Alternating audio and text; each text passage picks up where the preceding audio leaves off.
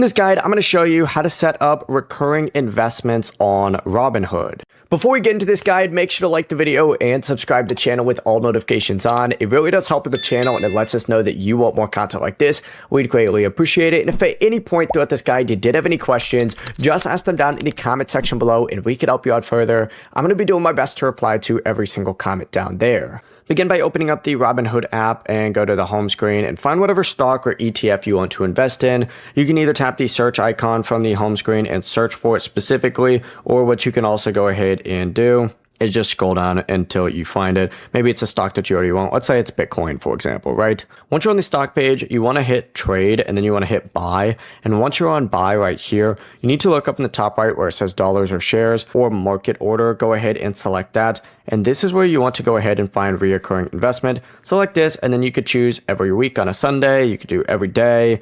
Change it however you want. Hit continue. And then you want to go ahead and choose whatever account it is that you want to do. Let's say it's this one. Hit continue, choose the amount that you want. Let's say we want to put $100 every single day in, hit review. It'll ask you to confirm. And once, of course, you confirm, now it's not actually going to pop up real quick. We don't want it popping up on this screen. You will essentially be good to go from there.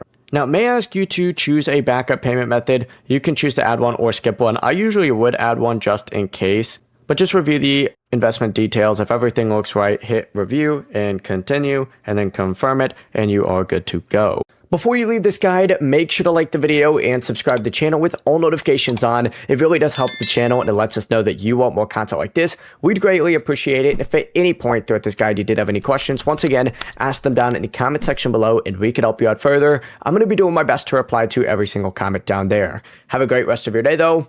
Peace.